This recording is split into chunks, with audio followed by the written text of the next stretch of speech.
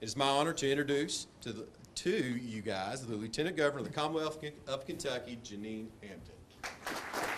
So thank you all for coming, first of all. This is so awesome to be kicking off the second year. I know it sounded kind of lofty when we called the first year, the first annual Lieutenant Governor's Entrepreneurship Challenge. You know, you're setting the tone right there in the title, and it was more successful than we could have dreamed. 700 kids, 135 teams from across Kentucky. It was simply phenomenal. And you know, we surveyed all the participants, including the judges, including the coaches.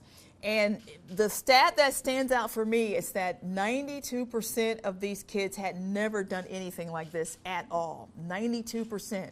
And yet they all dove in and they put a presentation together. They fielded questions from complete strangers, and I don't know that I could have been as poised as some of the kids that I saw who were doing this, and I was just so very pleased. And certainly a lot of success stories. Almost, you know, this high school. You know, you're in history. You've cemented your place in history because there's only one inaugural event, and that was, and your high school won the inaugural year's event. So you know you can't do that again. Kudos to the coach. You know, so but lots of good things. But entrepreneur, I'll tell you why I started this. You have probably heard that small business is the lifeblood of not just Kentucky, but America. And I know that with kids, if they can see it, they can dream it, they can do it. And a lot of entrepreneurs had someone in their family who was an entrepreneur, the folks who tend to go off and start their own businesses. And so I just wanted to a way of introducing all of Kentucky's high schoolers to what it takes to start a business, start and run a business. And certainly I've watched Shark Tank just a couple of times, but usually when I'm describing, it's funny you use Shark Tank, because when I'm describing this contest to high schoolers, I'll ask how many of them watch Shark Tank. And usually you get about half the hands go up, and they get really enthusiastic about that. So they know what I'm talking about when I say it's Shark Tank for high schoolers. Now it's not quite. It's a little. The format's a little bit different, but that's good enough. That's a good enough description. And so, but I just wanted a way to introduce high schoolers to the type of analysis that businesses should do. I'm not saying they always do it before they dive in and start a company or decide to go into business. You know, they really should be thinking about who their competitors are. They really should know what it costs to provide their product. They should know who their market is and how big that universe is and how are they going to reach them. And the example I use with some of the students over the past couple of days is, if they have a product that's geared for senior citizens, if you're advertising on MTV, you're wasting your time, frankly. And so they understand what I'm talking about, and they can do this. The reporter asked me, you know, what do they win? What's the winnings? Are there winnings? Well, yes, there are. There's the scholarship money is fantastic, and by the way, this year we're going to give away even more money. But just the knowledge that they take with them, because I can tell you that if I wanted to start a business if I was thinking about it even 20 years ago, I wouldn't have had a clue where to start. Now these kids, every single one of the participants will know where to start when they do this, should they decide somewhere down the road to start their own business. And that's what I'm trying to encourage. So, but I saw their presentation at the regional level, and then I saw their final presentation. And you know, at the regional level, every team we give them written feedback from the judges. Every team gets that, whether they advance to the finals or not. And I tell you what impressed me about your team. I saw evidence that you all took that advice to heart and rolled it in, and you shined your presentation, and you guys brought your A game to the finals. You really did, and you earned that $40,000 prize. So I'm glad you're all off to college and you're actually using that. So how cool is that, right? So let's give him a hand, because you really earned that. You really did. And another story that I tell from the finals is the second place team. It was a team of freshman young ladies, all young ladies from Harlan County, and they were actually a last-minute substitute.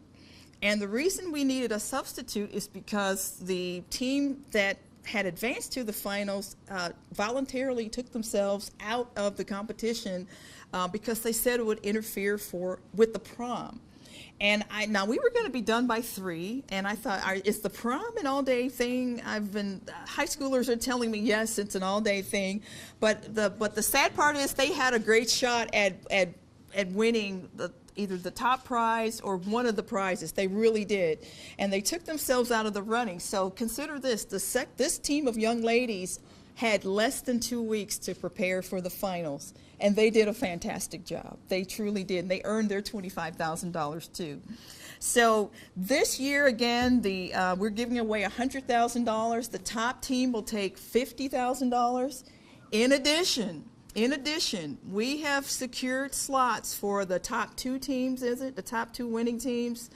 They will automatically be enrolled in the Governor's School for Entrepreneurs. And I think you all know that is, students have to apply for that. They only take, about 60 students or so. So for them to give up 2 slots to us, or actually not 2 slots, it could be as many as 8. So, if the teams max out, 4 people, that's 8 slots that those folks will automatically be advancing. I'm also pleased to announce that UK will once again be hosting the finals. Dr. Capilouto, who's he's the president of UK, loves this program. And if he was here today, he would get here and he would speak for an hour on the value of this program. And he's even offering, and we'll see if there's enough interest in it. If folks come down come down the night before, we're thinking of doing a dinner and bringing in an entrepreneur, maybe someone like a Papa John, or someone who has been very successful, and imagine students having a chance to pick the brain of a very successful entrepreneur at dinner time. So we may do something like that if there's enough interest. But Dr. Capilouto was, and you remember after the finals were done, he was down working every one of the 10 teams, trying to get them to go to UK. So he wants them to go to UK. And this is the thing, this is the other intangible benefit too. There will be people there watching these students. Maybe a venture capitalist or 2 in the audience, maybe. I think we're going to have one who's will be a judge for us again. But the schools are watching. The schools want these kids. They want kids who can step up and work in teams and problem solve and have be poised enough to stand in front of an audience and do a pitch. These schools want these students, and so this program has just been wildly successful in its first year. We hope it will be even bigger and better in the second year. One of the reasons we have so much time, we moved the registration date. We wanted to give the students more time to work on their presentations should they choose to register at the last minute, as many did last year. So now if you register by Halloween, you have until, the teams will have until January 31st to work on their project and get the analysis done. And we've also, this year, they're going to be judged on, they'll have to do a short video, which is right in the wheelhouse of most young people doing videos. But they'll have to do, is it 60 seconds? 60-second video about their product or service, and then we're still going to require the display and on pitch day, where everybody's going to have a table and they're going to get to showcase their product or service, and they're going to be scored on that and then scored on their pitch. So a pretty robust set of criteria, but I think I'm really looking forward to seeing even more ideas that are as creative as this one. So and the second place, by the way, second place idea was again, the kids are thinking. So this was a device for chaperones who are chaperoning teenagers to monitor when their hotel doors open. So. A lot of people have chaperoned in this room, apparently. So again, thank you for being here today for this kickoff. I am so excited and just really looking forward to seeing what the ideas are. And we're changing our communications. So every high school will be getting these communications so they can roll it into their announcements, reminding, because I know all the kids are busy. We need to remind you the registration date is coming. It's coming. It's coming. It's coming. It's here. So just register and just don't count yourself out. I don't want the students to say, that's not for me. I can't do it. If you even think you might want to do this, register, and then you have time to work on your product or your presentation and your analysis. So I want to introduce now the coach of the winning team. We need to give a coach's trophy or something, right? Or, so you put it next in the sports showcase, right? But Barney Hall is the coach of Dolphin Loggers, the winning team.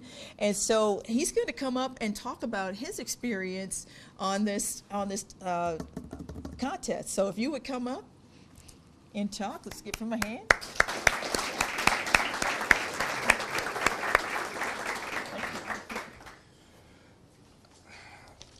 First off, I just want to say thank you, Lieutenant Governor, for choosing Daviess County High School to kick this thing off. It was an amazing ride. Before I get started, I just want to say some thank yous, though, to some people that helped these guys get to this point. Like I said, I want to first thank Mr. Matt Robbins, Superintendent of Daviess County Public Schools. He actually brought the idea of this challenge to me. He brought it to my attention, and he said, you guys got a great idea. Let's see what we can do. He said, I truly believe that you guys can win this thing. And from there, I mean, we rode with it, and and that's where we went. They won this challenge. They won the state STLP challenge, and now they're on to college. And hopefully, take this program to the next step. Also, I want to thank the Daviess County Board of Education for being here. Elected officials for being here in the audience. I'd like to also thank Mr. David Shutt, Mr. Wayne Wright, Miss Laura Wimsett, Mr. Steve Burton, Mr. Aaron Yiser, Mr. Tony Sparks, and if anybody I've missed from Daviess County Public Schools, I apologize, but without them, none of this could happen because it's not very often that you allow a group of students to actually implement a program, and you ask the finance director at the time, can we have some funds for this? And he was very impressed with it and actually was able to work with us. And, to ask a high school student, what we need for this project and then allow us to do that, it was quite amazing. I'd like to thank the DCHS administration team, Mr. Matt Mason, our principal, Mr. Chad Auer, Mr. Lance Blue, and Mr. Jason Powers, Mr. Dan Douglas from the Western Kentucky Junior Achievement. He has led our JA program here at Daviess County High School for many years. I've had the pleasure of working with him for many years on this.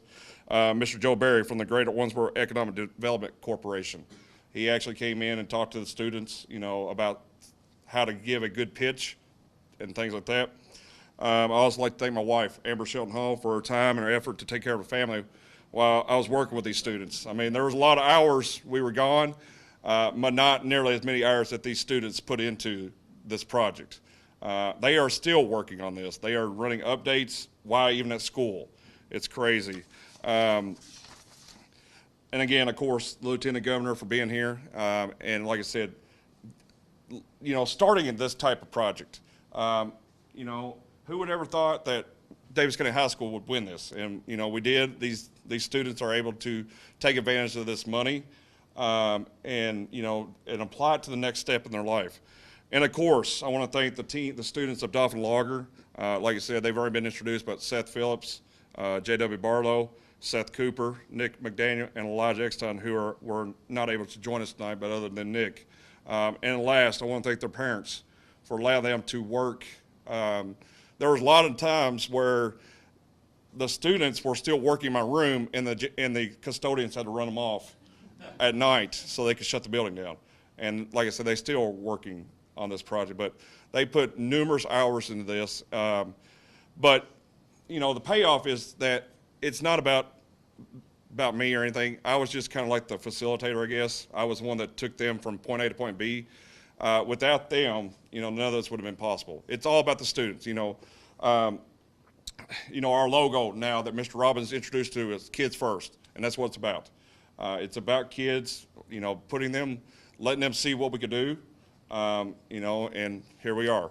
But this project, like the lieutenant talked about and Mr. Mason talked about, without that drive, this would not be possible. It starts with the idea, and then who knows where it's going to go from there. Just to think that the next Google could come from here or from the state of Kentucky, the next Amazon, who knows? But things like that don't happen every day. But again, I want to thank everybody that's been involved with this, and I hope that we can bring another state title or another championship back to Daviess County High School for the second year in a row.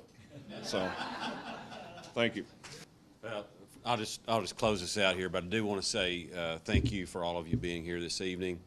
This is really a remarkable story from beginning to end in terms of how this evolved. We talked about the 2 years ago, and we sat down, we saw this project beginning, and they were rough around the edges, and we got them smoothed out. But I applaud the Lieutenant Governor for creating this program, because it's a great example of what we need to be trying to do in public education across Kentucky, is challenge our students to create projects like this that are exemplars of success.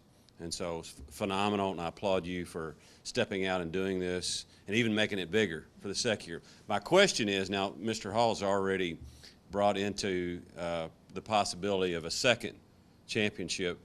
Now, we do have another high school here, and I know I've already challenged them. They're Apollo High School, so you will see them.